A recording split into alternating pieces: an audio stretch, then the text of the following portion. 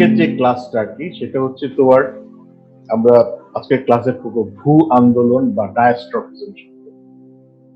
ডায়াস্ট্রফিজম বা ভূ আন্দোলন যেটা, এটা হচ্ছে একটা মানে এন্ডোজেনিক মুভমেন্ট প্রসেস। তো এই জিনিসগুলি আমরা কেন করি আর্কিওলজি, অ্যাকচুয়ালি সেটা আমাদের প্রথম জানা দরকার যে কেন আমরা আর্কিওলজিতে এই মুভমেন্ট, পৃথিবীর সৃষ্টি, পৃথিবীর টাইম স্কেল, এগুলি কেন করি। এটা হচ্ছে একটা ব্যাকগ্রাউন্ড দেওয়ার জন্য। আর এই মুভমেন্ট গুলি আমরা যদি কোনো আর্কিওলজিক্যাল সাইটের কনটেক্সট যদি ডিসক্রাইব করতে যাই বা জিওলজিক্যাল সেটিং বা তার ফরমেশনের সেই ল্যান্ডস্কেপটা কিভাবে ফর্ম করছে, এগুলি যদি আমরা লিপিবদ্ধ করতে চাই, মানে আর্কিওলজিক্যাল সাইটটাতে মানুষ কেন অ্যাট্রাক্টেড হয়েছিল, কেন সেখানে বসবাস করেছে এবং কেন তারা ফেলে চলে গেছে, এই জিনিসগুলি জানার জন্য অ্যাকচুয়ালি আমাদের এই যে আর্কিওলজিক্যাল এন্ডোজেনিক প্রসেস বা যে মুভমেন্ট সম্পর্কে, আর্থের যে মুভমেন্ট, সেই মুভমেন্ট সম্পর্কে নতুন নতুন যে এখনো যেই ল্যান্ড সার্ফেস সৃষ্টি হচ্ছে, এখনো যে ল্যান্ড মাস সৃষ্টি হচ্ছে, সেগুলি সম্পর্কে জানা দরকার। আবার কোনো কোনো সময় দেখা যায় যে ভূ আন্দোলনের কারণে এক ধরনের স্পেসিস, মানে যেই জীব জগতের বেশ কিছু স্পেসিস বিলুপ্ত হয়ে যায়, আবার দেখা যায় যে ওই একই কারণে নতুন নতুন স্পেসিসেরও সৃষ্টি হয়। এই যে নতুন স্পেসিস সৃষ্টি হয়, এখনো হচ্ছে, অতীতেও ছিল, ভবিষ্যতেও হবে। এইটার একটা ব্যাকগ্রাউন্ড দেওয়ার জন্য আমাদের আসলে এই আর্কিওলজিতে জিওলজিটা জানা দরকার। আরেকটা কারণে তোমার এই আর্ট সায়েন্স জানা দরকার, সেটা হচ্ছে যে আর্ট সায়েন্সের যে প্রসিডিওর, যে ম্যাথোডোলজি, সেটা কিন্তু পুরোপুরি আর্কিওলজিস্টদের যে ম্যাথোডোলজি ফলো করে সে একই ম্যাথোডোলজি। আর্ট সায়েন্টিস্টের যে ম্যাথোডোলজি, আর্কিওলজিস্টের যে ম্যাথোডোলজি, দুটা কিন্তু সিমিলার। সেই জন্য দুইটাই কিন্তু প্রক্সি ডাটার উপর নির্ভর করে। প্রক্সি ডাটা বলতে যে সরাসরি ওই জিনিসগুলি তুমি দেখতে পাচ্ছ না, কিন্তু সেই ইম্প্যাক্টগুলি যেগুলি নাকি ছিল বিভিন্ন বস্তুর মধ্যে, বিভিন্ন প্রসেসের যে ইমেজগুলি রয়ে যায় ভূপৃষ্ঠে, সেই ইমেজগুলির উপর ভিত্তি করে আমরা এই তোমার ইন্টারপ্রিটেশন করি। তো যেটা বলছিলাম যে আমরা এই আর্কিওলজিস্টরা এবং আর্ট সায়েন্টিস্টরা প্রত্যেকে কিন্তু একই পদ্ধতিতে কাজ করে। Depending on the proxy data, আমরা আমাদের প্রক্সি ডাটা হচ্ছে তোমার আর্টিফ্যাক্টস এর অ্যাসোসিয়েশনের যে ইকোফ্যাক্টস, তারপরে তোমার সারাউন্ডিং যে আদার যে থিংস গুলি আছে, সেগুলি সবকিছু মিলে হচ্ছে আমাদের প্রক্সি ডাটা। ঠিক সেরকম ভাবে পৃথিবীরও প্রক্সি ডাটা হচ্ছে এই তাদের যে সিগনেচার গুলি রয়ে যায় সেটা। আবার আর্কিওলজিস্টরা যেমন নাকি বর্তমানে এথনো আর্কিওলজির মাধ্যমে প্রেজেন্ট মানুষদের বিহেভিয়ার বিবেচনা করে অতীত মানুষের বিহেভিয়ারকে ইন্টারপ্রেট করে, ঠিক তেমনি ভাবে আর্ট সায়েন্টিস্টরাও কিন্তু একই কাজ করে। তারাও প্রেজেন্ট প্রসেসগুলি দেখে অতীতের প্রসেসগুলি ডিসক্রাইব করে বা ইন্টারপ্রেট করে।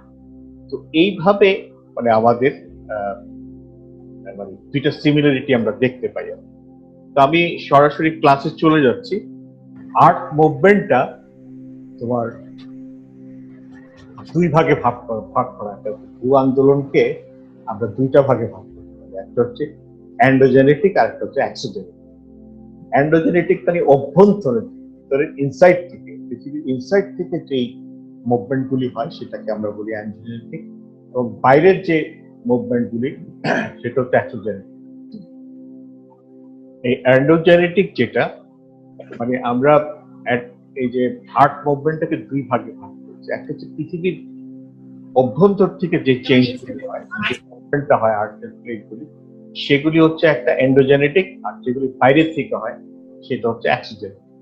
এই এন্ডোজেনেটিকটাকে দুই ভাগে ভাগ করা হয়, একটা হচ্ছে ডায়াস্ট্রফিজম বা ভূ আন্দোলন বলে যেটাকে, একটা হচ্ছে সাডেনের মধ্যে তোমার আর্থকোয়াক দুইটা ভাগে ভাগ করা, একটা হচ্ছে আর্থকোয়াক আর একটা হচ্ছে ভলক্যানো। আর ডায়াস্ট্রফিজমটাকে দুই ভাগে ভাগ করা হয়, একটা হচ্ছে এপি অরিজিনিক আর একটা হচ্ছে অরিজিন। এপি অরিজিনিকটা দুই রকম আছে, একটা হচ্ছে আপওয়ার্ড, একটা ডাউনওয়ার্ড।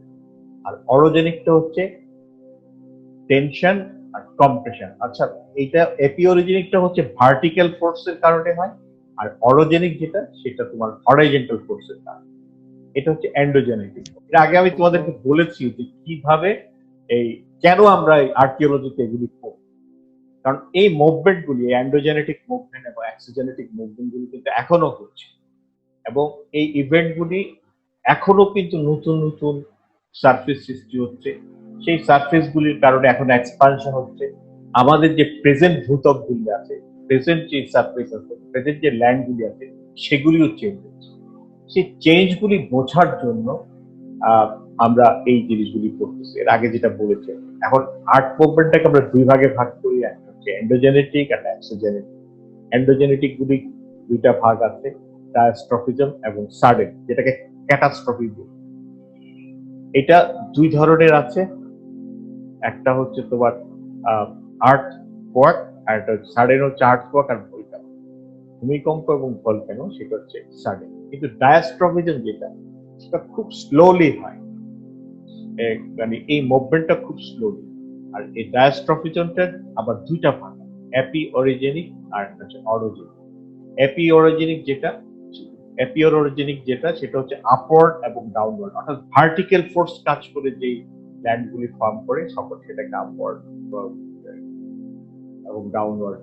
আবার কখনো কখনো যেমন ধরো যেখানে গ্লেসিয়াল এরিয়া, যেখানে বরফ জমে, বরফের কারণে ভূপৃষ্ঠটা আসতে নিচের দিকে নেমে, এই যে মুভমেন্টগুলি, সেগুলিকে এপি অরিজিনিক। পরবর্তী স্লাইডগুলিতে আমি এগুলি দেখাবো তোমাদেরকে। আর অরিজিনিক যেটা সেটা হচ্ছে টেনশনাল ফোর্স, আর একটা হচ্ছে টেনশনাল ফোর্স মানে টানা, আর কম্প্রেশনাল ফোর্স মানে চাপ দেওয়া, হরিজন্টালি চাপ, সেটা হচ্ছে অরিজিনিক। আর এক্সোজেনেটিকটা তোমরা সেটা পড়াবো পরে, পরবর্তী ক্লাসগুলিতে পড়াবো। আজকে ডায়াস্ট্রফিজমটাই শুরু পড়াবো। এক্সোজেনেটিক যেটা, সেটা ওয়েদারিং, এরোজন, ফিজিক্যাল, কেমিক্যাল, বায়োলজি, এগুলি তোমরা আস্তে আস্তে আমি তোমাদের পড়াবো। এইটার এখন ডায়াস্ট্রফিজমটা কি? ডায়াস্ট্রফিজম অলসো কল টেকটনিজম, বা এটাকে ভূ আন্দোলনও আমরা বলি। Large scale deformation of earth crust by natural processes will lead the formation of continents, ocean basins, mountain systems, plateau, rift valley, and other features by mechanisms such as lithosphere movement, plate tectonics, volcanic loading, folding. ডায়াস্ট্রফিজমটা define করতে গেলে এইভাবেই define করা, অর্থাৎ যেই আন্দোলনের ফলে continent মানে ফর্ম করছে, ওশান বেসিন ফর্ম করছে, মাউন্টেন পর্বতমালা ফর্ম করছে, তোমার মালভূমি ফর্ম করছে, ভঙ্গুর উপত্যকা ফর্ম করছে, এবং যে ফিচারগুলি আমরা পৃথিবীর আর্থ ক্রাস্টে দেখতে পাই সেটা ফর্ম করছে। এই ফর্ম করছে যে লিথোস্ফিয়ারের পরিবর্তনের ফলে, বা প্লেট টেকটনিক্স এর কারণে, ভলকানিক লোডিং এর কারণে, ফোল্ডিং এর কারণে, এইটাকে আমরা বলি ডায়াস্ট্রফি। The study of diastrophism encompasses varying responses to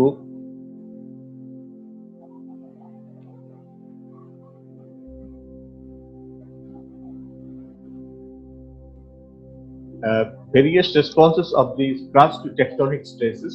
These responses include linear and torsional horizontal movement, such as continental drift, vertical subsidence, uplift of the lithosphere in response to the natural stress of Earth's surface, such as weight of mountains, lakes, and glaciers.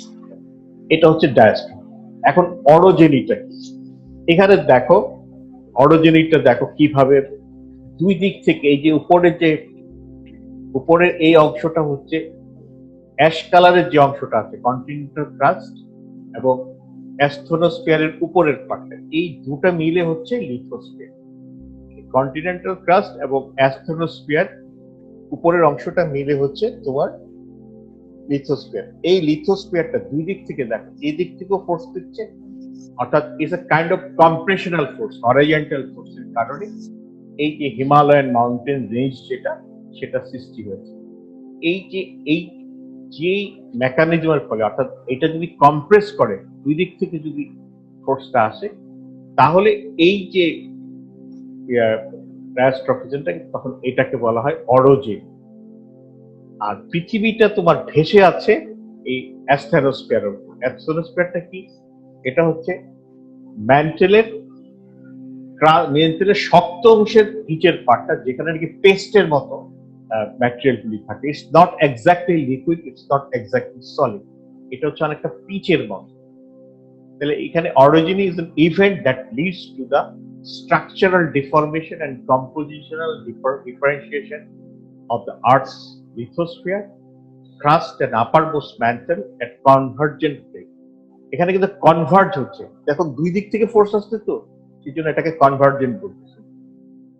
At convergent plate margin, an origin is primary mechanism by which mountains are built on continents. এবং এই অরিজিনের কারণে পৃথিবীতে বিভিন্ন ধরনের মাউন্টেনের সৃষ্টি হয়েছে। আর AP origin যেটা, সেটা দেখো সমুদ্রের নিচে মিড ওশেনিক রিজ যেটাকে বলে, সে মিড ওশেনিক রিজ অঞ্চলে দুই দিকে সরে যাচ্ছে। এটা হচ্ছে তোমার টেনশনাল ফোর্স। এই টেনশনাল ফোর্সের কারণে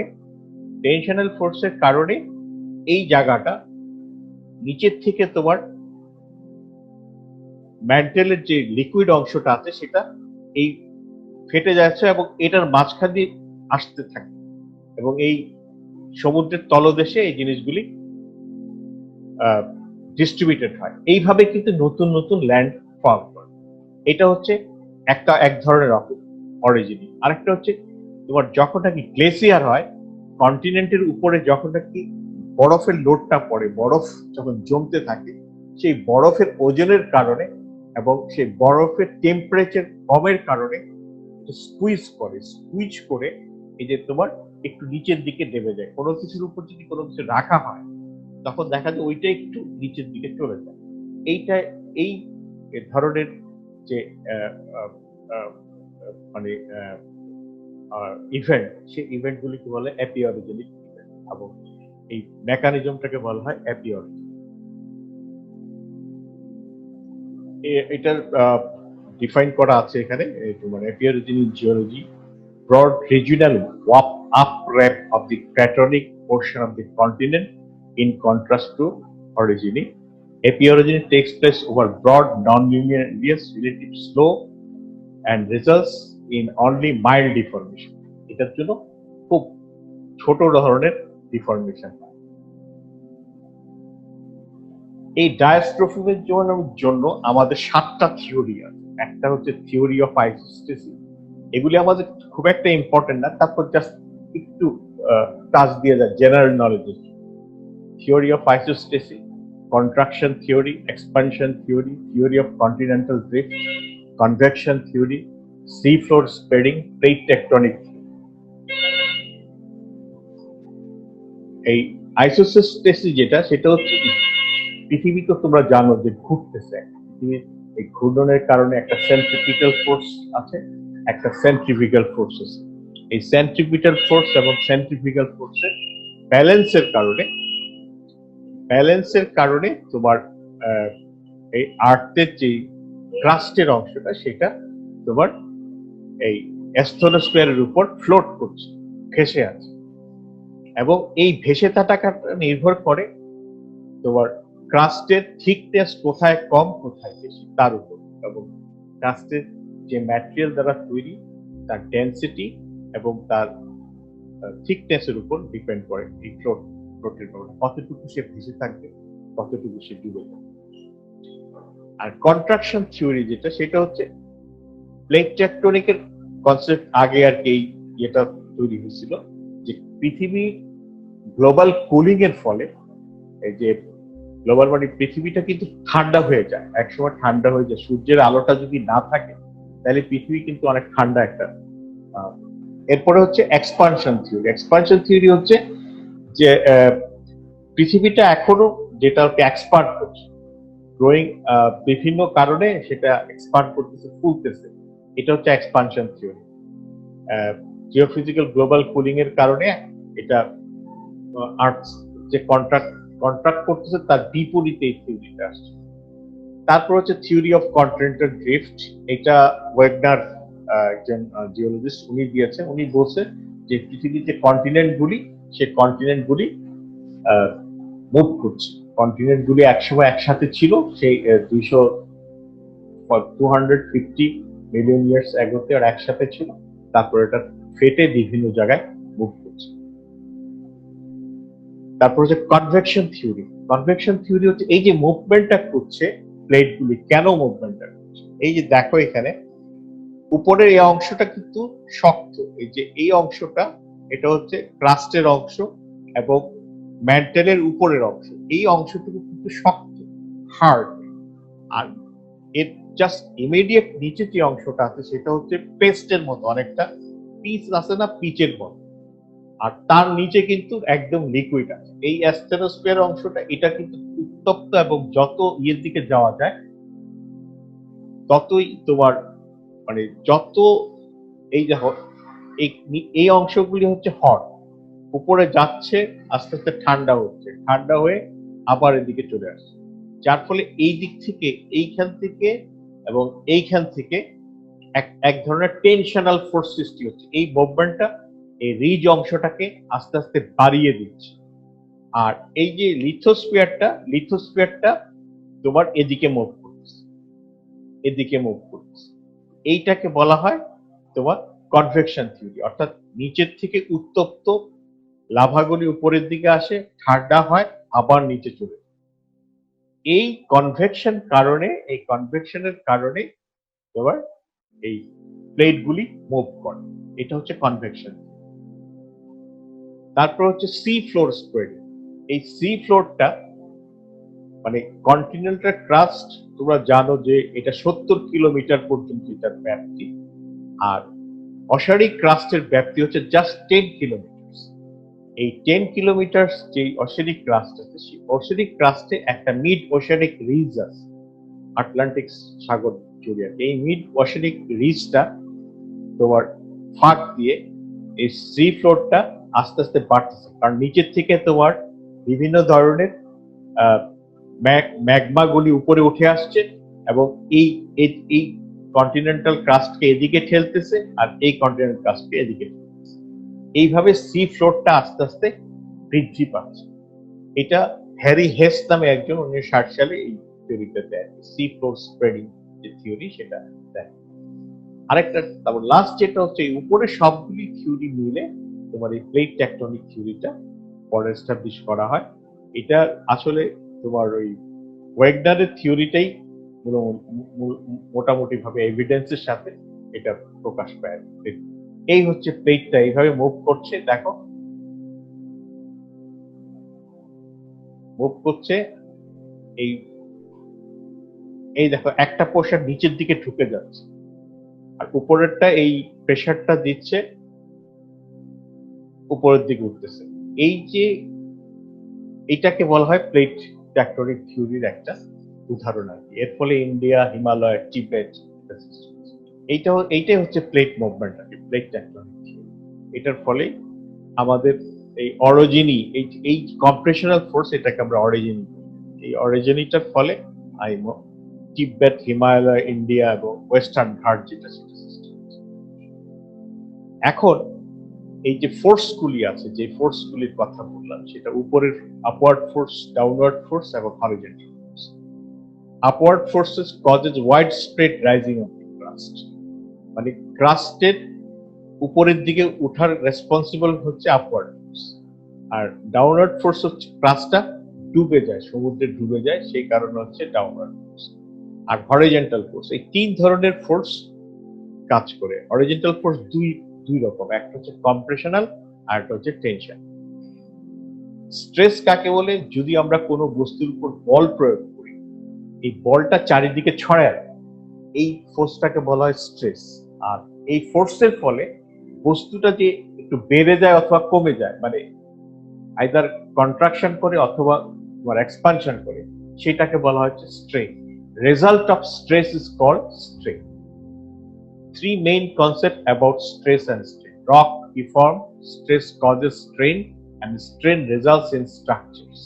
and different physical conditions create different structures. এটা হচ্ছে স্ট্রেস। এটা দেওয়ার ফলে এই যে বস্তুটা, সেই বস্তুটা আইদার বেড়ে যাবে অথবা বাঁকা হয়ে যাবে, তার মধ্যে একটা অ্যাকশন হবে, এটা হচ্ছে স্ট্রেস। আর এই অ্যাকশনের ফলে যেটা হবে সেটা হবে স্ট্রেন। আর স্ট্রেস হচ্ছে is a force applied per unit. When a rock is subjected to stress, it deforms and is said to strain. A strain is a change in size, shape, and volume of a material. এটাকে বলা হয় stress. আর strain কাকে বলে বুঝাইতে পারছি কি? Stress হচ্ছে যদি কোনো বস্তুর উপর বা কোনো রকের উপর যদি ফোর্স অ্যাপ্লাই করা হয়, সেই ফোর্সটাকে বলা হচ্ছে স্ট্রেস। আর এই ফোর্সের ফলে রকটা যদি, রকের যে আকৃতির যে পরিবর্তন হয়, তার ভলিউমের যে পরিবর্তন হয়, তার আকারের যে পরিবর্তন হয়, সেই পরিবর্তনটাকে বলা হয় স্ট্রেস। এখন স্ট্রেস হচ্ছে কয়েক ধরনের স্ট্রেস আছে। একটা হচ্ছে ইউনিফর্ম স্ট্রেস, যে স্ট্রেসটা যদি এই স্ট্রেসটা মানে স্ট্রেস এই ফোর্সটা যদি একটা বস্তুর মানে একটা রকের উপর যদি চারিদিক থেকে সমানভাবে কাজ করে, তখন সেটাকে বলা হয় ইউনিফর্ম স্ট্রেস। আর প্রেসার হচ্ছে এক ধরনের ইউনিফর্ম স্ট্রেস। কনফাইনিং স্ট্রেস হচ্ছে a uniform stress or pressure exerted by the weight of overlying rock. Confining stress হচ্ছে উপর থেকে যদি কোনো বস্তুর ওজনের কারণে যে স্ট্রেস, যে ফোর্সটা অ্যাপ্লাই হয় নিচের বস্তুর উপর, সেটাকে বলা হয় কনফাইনিং স্ট্রেস। তারপরে আরেকটা ধরনের স্ট্রেস আছে, সেটাকে বলা হয় differential stress. occurs when stress acting on the rock not equal in all direction. যদি ইকুয়াল না থাকে তখন সেটাকে বলা হয় ডিফারেন্সিয়াল স্ট্রেস। তিন ধরনের ডিফারেন্সিয়াল স্ট্রেস হচ্ছে টেনশনাল স্ট্রেস, যেটা নাকি হরাইজন্টালি দুই পাশে অ্যাওয়ে থাকে, একটা বস্তুর পয়েন্ট থেকে অ্যাওয়ের দিকে যায়, সেটাকে বলা হয় টেনশনাল স্ট্রেস। আর যেটা নাকি এক বিন্দুর দিকে আসে, সেটাকে বলা হয় কম্প্রেশনাল স্ট্রেস। স্কুইজেস দ্য রক, যেটা নাকি রসটাকে স্ট্রেচ করে, টেনে ফেলে, টেনে বড় করে, সেটা হচ্ছে টেনশনাল ফোর্স। আর কম্প্রেশনাল স্ট্রেস হচ্ছে যেটার কারণে রকটা স্কুইজ করে, সেটা হচ্ছে কম্প্রেশনাল ফোর্স। আরেকটা হচ্ছে শিয়ার স্ট্রেস।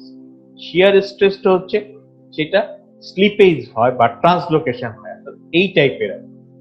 উপর এইখানে যে ইয়েটা দেওয়া হয়েছে, দেখতে পাচ্ছ যে ফোর্সের ধরনটা কিরকম, যদি স্লিপ হয় তখন সেটাকে বলা হয় শিয়ার স্ট্রেস। এখন এই কোন বস্তু উপর যদি স্ট্রেস পড়ে, তাহলে বস্তুটা কি হয়? সে যত সম্ভব সে এক্সপান্ড করে, একটা পর্যন্ত সময় এক্সপান্ড করার পর আবার যদি ফোর্সটাকে তুলে নেওয়া হয়, তখন দেওয়া যায় যে ওই বস্তুটা আবার তার আগের জায়গায় ফিরে আসে। এইটাকে বলা হয় ইলাস্টিক লিমিট। যেই জায়গা পর্যন্ত সে ফিরে আসে সেটা হচ্ছে ইলাস্টিক। এই ইলাস্টিক লিমিট যখন ইলাস্টিক ডিফরমেশন হয়, আবার মানে রকের, আচ্ছা এইটা হচ্ছে ইলাস্টিক ডিফরমেশন, যেটা নাকি আগের জায়গায় ফিরে আসে। আর যদি ভেঙে যায় তাহলে সেটাকে বলা হয় ফ্র্যাকচার। আর যেটা ভেঙে না গিয়ে যদি বাড়তে থাকে সেটাকে বলা হয় ডাকটাইল ডিফরমেশন।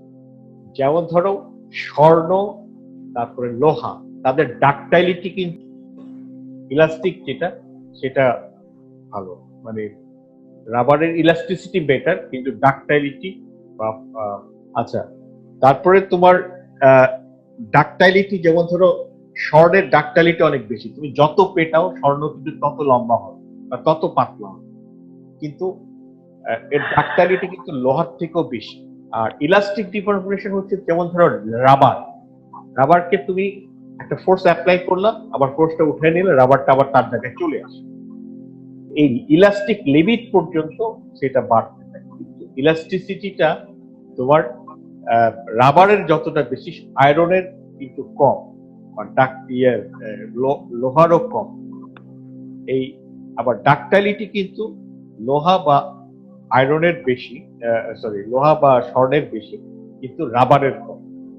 এই যে লিমিটের পরে যেই বস্তুগুলি ভেঙে পড়ে সেগুলি হচ্ছে ব্রিটেল বস্তু।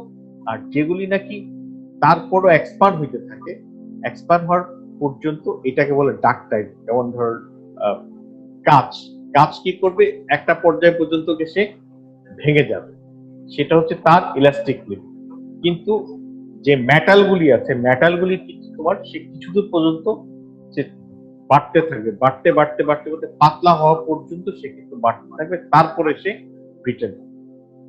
এই যে বস্তুর এই গুণগুলির কারণে ঠিক পৃথিবীতে যে রকগুলি আছে, সেই রকগুলির বিভিন্ন ধরনের ইলাস্টিক লিমিট আছে, বিভিন্ন ধরনের ডাকটাইল লিমিট আছে, এবং বিভিন্ন সময় তারা ভেঙে যায়। ব্রিটেলিটিও তাদের একরকম, ফ্র্যাকচারটাও তাদের একরকম।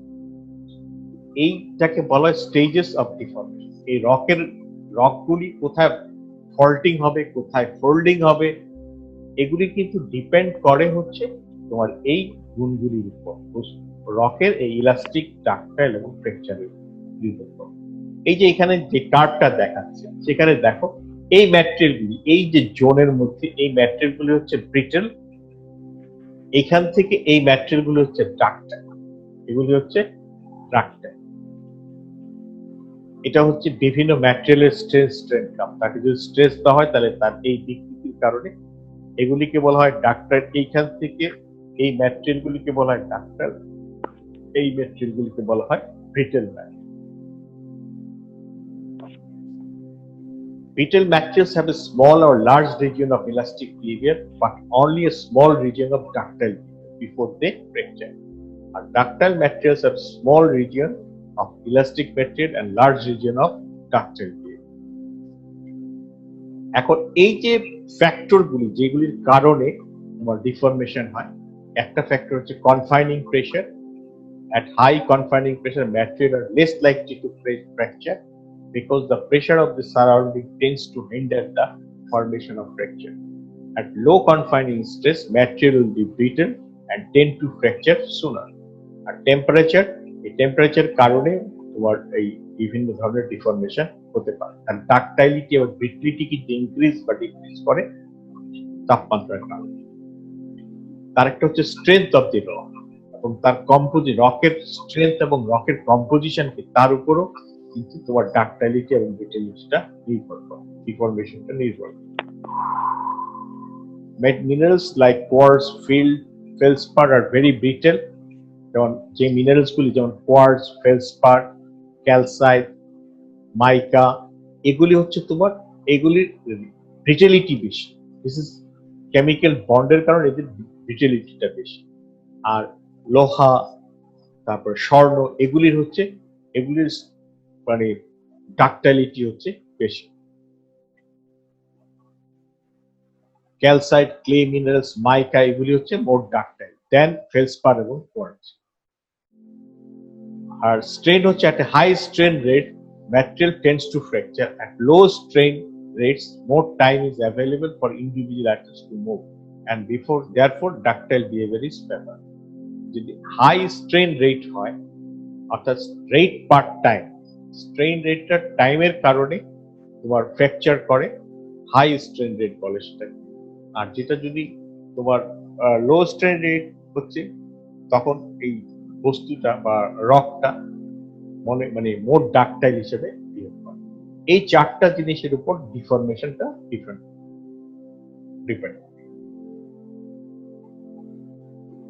Brittle, ductile, lithosphere যে rocks near the surface of the earth behave in brittle manner.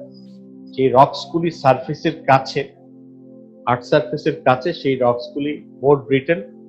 Crustal rocks are composed of minerals like quartz, feldspar, and have high strength, particularly low pressure and temperature. And deeper into the earth, the strength of this rock is initially increases.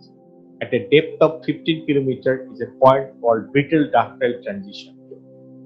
Deeper than this point, rock strength decreases because fractures become closed and temperature is higher, making the rock behave in a ductile. অর্থাৎ উপরের রকগুলি হচ্ছে মোর ব্রিটেল, আর একটা boundary থাকে, সেখানে ব্রিটিলিটি এবং ductility depend করে টেম্পারেচারের উপর। আর ওই বাউন্ডারির নিচের যেই ডাকটাইলিটি, সেই ডাকটাইলিটিটা তোমার নিচের হচ্ছে তার ডাকটাইলিটিটা বৃদ্ধি পায়, ব্রিটিলিটিটা কমে যায়। At the base of the crust, rock type changes the peridotite which is rich in olivine, এটা এক ধরনের রক, গ্রানাইটিক রক পেরিডোটাইট।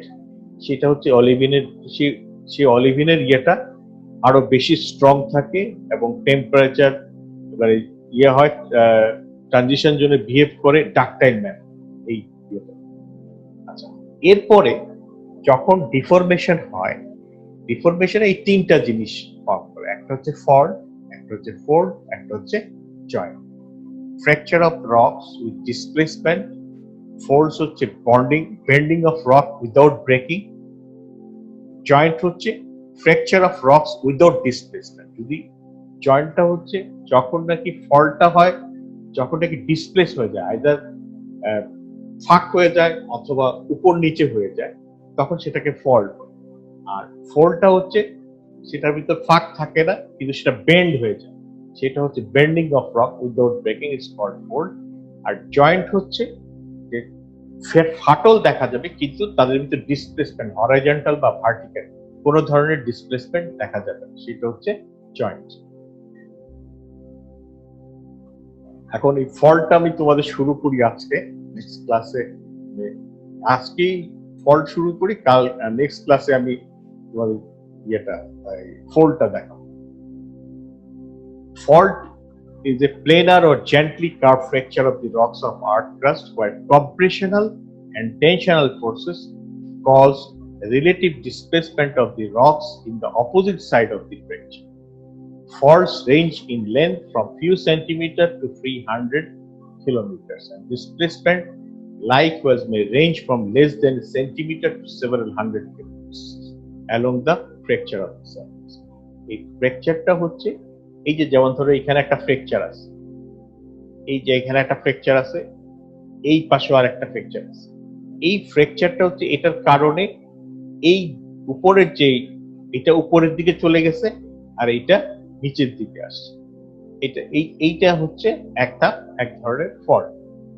এই ফল্টের কতগুলি টার্মিনোলজি আছে, যেমন ধরো ফল্ট প্লেন, যেই ইয়েতে তোমার এই যে এখানে যে প্লেনটা কল্পনা করা, যেখান থেকে ডিসপ্লেসমেন্টটা হয়, সেই প্লেনটা হচ্ছে fault plane. It is the planar surface along which relative displacement of the blocks takes place during the process of faulting.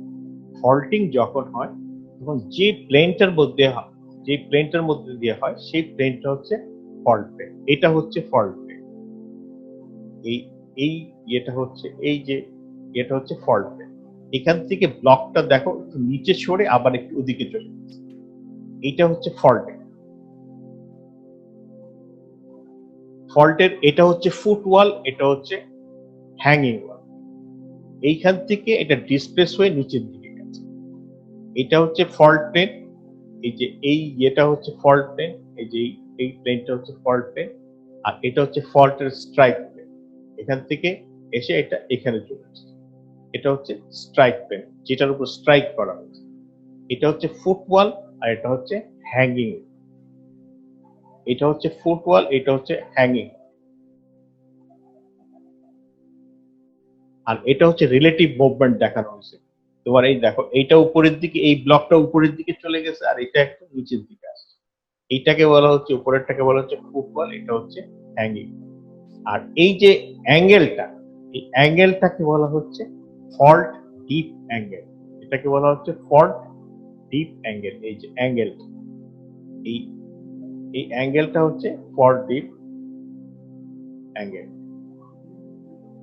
এখানে দেখো স্লিপ এন্ড সেপারেশন হচ্ছে, slip may be defined as the relative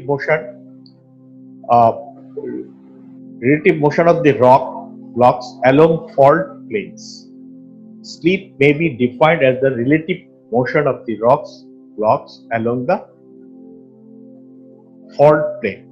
এটা হচ্ছে slip. যদি এটা এরকম উপরের দিকে যায় বা নিচের দিকে যায়, যেমন এখানে স্লিপ হচ্ছে এইটা, এখানে স্লিপ হচ্ছে এইটা, এটা হচ্ছে স্লিপ। আর সেপারেশন হচ্ছে যদি এটা ভেঙে যদি এইটা হচ্ছে সেপারেশন। স্লিপ ফল্ট থেকে যদি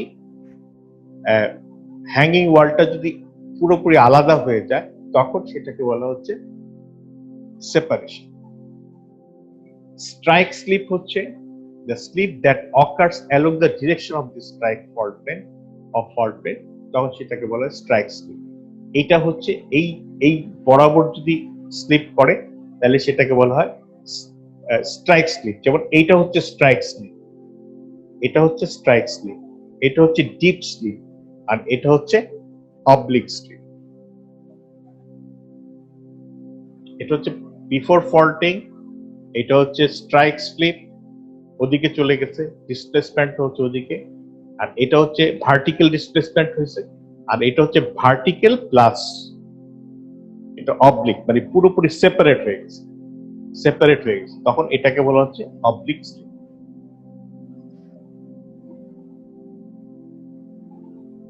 The amount of apparent offset is faulted surface measured. তোমাকে আমি বললাম হিভ হচ্ছে এই যে ভার্টিক্যাল ডিসপ্লেসমেন্ট, অর্থাৎ যেখান থেকে ছিল এবং যতটুকু গেছে এইটা হচ্ছে হিভ, এই বরাবর এই লাইনটা হচ্ছে হিভ, আর উপর থেকে ভার্টিক্যালি যে মুভমেন্টটা হয়েছে সেটাকে বলা হচ্ছে থ্রো। হিভ হচ্ছে তোমার horizontal movement, horizontal displacement of the block hanging wall, আর থ্রোটা হচ্ছে ভার্টিক্যাল ডিসপ্লেসমেন্ট অফ দি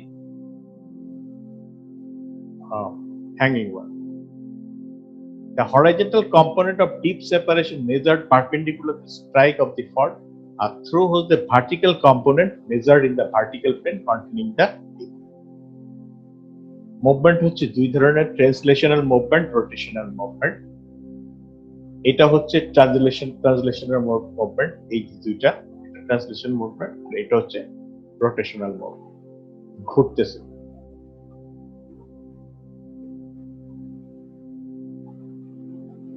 এটা হচ্ছে স্ট্রাইক স্লিপ, এটা হচ্ছে ডিপ স্লিপ, এটা হচ্ছে নেট স্লিপ। দুই দিকে যখন ডিসপ্লেসমেন্ট হয় তখন সেটাকে বলা হচ্ছে নেট স্লিপ। যদি হরিজন্টালি স্লিপ হয় সেটাকে বলা হচ্ছে স্ট্রাইক স্লিপ, আর যখন নাকি ভার্টিক্যালি ডিসপ্লেসমেন্ট হয় তখন সেটাকে বলা হচ্ছে ডিপ স্লিপ। কি কারণে ফল্ট হয়? Faults are essentially the shear and sliding failures resulting from the tensional, compressional, rotational stress acting the crustal rock mass. Are they may be due to the shrinking of earth or due to the convection current produced to the earth. Normal faults are assumed to have a form under horizontal tension. Such faults may be assumed to be originating from the compressive stress, which may throw the rocks into folds and then intensely folded, getting fractured and faulted under shear. The faults occur in volcanic areas and mountain ranges. They are found in plains and plateaus. এখন এই হচ্ছে fault গেল। ফল্টের কয় ধরনের fault আছে, ফল্টের ক্লাসিফিকেশনটা আমরা কিভাবে করি সেটা আমি এখানে তোমাদের বলছি। এখানে তোমার ফ্যাক্টর তিন ভাবে আমরা ক্লাসিফাই করি। একটা হচ্ছে অ্যাপারেন্ট মুভমেন্টের উপর ভিত্তি করে, ফল্ট প্লেন থেকে অ্যাপারেন্ট মুভমেন্টের উপর ভিত্তি করে আমরা ফল্টের ক্লাসিফিকেশন করি। ডিরেকশন অফ স্লিপের দিয়ে আমরা ফল্টের ক্লাসিফিকেশন করি, এবং ফল্ট অ্যালটিটিউড, উচ্চতার উপর নির্ভর করে, ডিসপ্লেস বেড থেকে তার উচ্চতার উপর নির্ভর করেও আমরা ফল্টকে ক্লাসিফিকেশন করি। অ্যাপারেন্ট মুভমেন্টের বেসিসে আমরা ফল্টকে normal fault, horst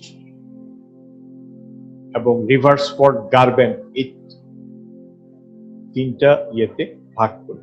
normal fault হচ্ছে যদি ফুটওয়ালটা যদি নিচের দিকে যায়, হ্যাঁ নিচের দিকে যায়, তখন সেটাকে আমরা বলি হ্যাঙ্গিং ওয়ালটা যদি ফুটওয়ালটা যদি উপরে থাকে, হ্যাঙ্গিং ওয়ালটা যদি নিচে থাকে, অর্থাৎ মুভমেন্টটা যদি উপর থেকে নিচে হয়, তখন সেটাকে আমরা বলি নরমাল ফল্ট। অর্থাৎ due to acceleration of gravity যে কোনো জিনিস নিচের দিকে যাওয়া, সেজন্য এটাকে নরমাল ফল্ট। এই নরমাল ফল্ট যদি তোমার দুই দিকে হয়, একটা সারফেসের দুই দিকে যদি হয়, তাহলে উপরের জায়গাটা উপর থাকে আর নিচে দুইটা সৃষ্টি হয়। এই উপরের জায়গাটাকে তখন বলা হয় হোর্স্ট, HORST, হোর্স্ট।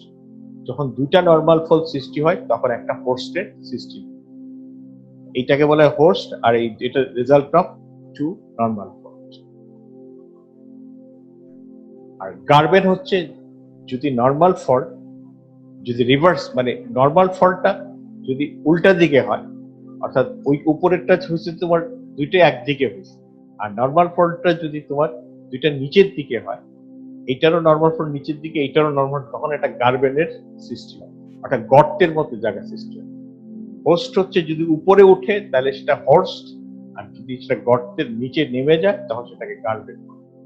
আর রিভার্স ফল্ট হচ্ছে দিস টাইপ অফ ফল্ট যখন নাকি হ্যাঙ্গিং ওয়ালটা উপরে, এটাকে বলা হয় রিভার্স ফল্ট। অর্থাৎ ফুল ব্লকের উপরে হ্যাঙ্গিং ওয়ালটা যদি অ্যাক্সিলারেশন ডিউ টু গ্র্যাভিটির উপরের দিকে যায়, সেটা হচ্ছে রিভার্স ফল্ট। এইটা জেনারেলি এই ফল্টটা হয় কম্প্রেশনাল ফোর্সের কারণে, এই ফল্টটা সৃষ্টি হয়। এইটাও এক ধরনের রিভার্স ফল্ট, হ্যাঙ্গিং ওয়াল উপরে, এটা একটা। This type of fault in which the hanging wall appears to have moved up with respect to the footwall and dips at the angle of 45 degree, তখন সেটাকে thrust fault ও বলে। তারপর তোমার যেটা আমি বললাম আর কি, যখন এটা উপরের দিকে চলে যায় তখন এটা স্টাপ ফল্ট বলে। আরেকটা হচ্ছে স্ট্রাইক স্লিপ ফল্ট। যদি হরিজন্টালি হয় তাহলে স্ট্রাইকের দিকে যদি তোমার মুভমেন্টটা হয় তখন সেটাকে স্ট্রাইক স্লিপ ফল্ট বলে। এটা হচ্ছে right lateral strike slip fault, আর এটা হচ্ছে left lateral strike slip fault. যদি এটা ওদিকে যায় আর সেটা হচ্ছে ডেক্সট্রাল, আর এটাও যদি হয় তাহলে sinistral. On the basis of altitude, অর্থাৎ ডিপ এবং স্ট্রাইকের ভিত্তিতে তিন ভাগে ভাগ করা হয়, strike fault, dip fault, oblique fault. যেটা তোমাদের আমি আগের ফিগারগুলি দেখিয়েছি, এটা আবার দেখাচ্ছি। এটা হচ্ছে অ্যালটিটিউডের ভিত্তিতে তোমার এই ফল্টগুলি সৃষ্টি হয়েছে, এই মুভমেন্টগুলি সৃষ্টি হয়েছে। এটা হচ্ছে অবলিক ফল্ট, এটা হচ্ছে স্ট্রাইক ফল্ট, এটা হচ্ছে ডিপ ফল্ট। তারপর অকারেন্সের ভিত্তিতে, মোড অফ অকারেন্সের ভিত্তিতে আমরা এটাকে parallel fault, en echelon fault, peripheral fault এবং রেডিয়াল ফল্ট। এটা হচ্ছে অ্যানাচেলন ফল্ট, এটা হচ্ছে তোমার প্যারালাল ফল্ট। তারপর হচ্ছে তোমার এটা প্যারালাল ফল্ট, যেহেতু এই ফল্টটা সৃষ্টি হয়েছে এইভাবে, দেখো এটার প্যারালাল, এটার প্যারালাল, হচ্ছে তোমার প্যারালাল ফল্ট। এটা হচ্ছে অ্যানাচেলন ফল্ট। এটা হচ্ছে পেরিফেরাল ফল্ট গুলো যদি এরকম ভাবে এখানে একটা, এখানে একটা, এখানে একটা হয় তাহলে এটা হচ্ছে পেরিফেরাল। আর যদি এরকম ক্রস হয় তাহলে সেটাকে বলা হয় রেডিয়াল। এই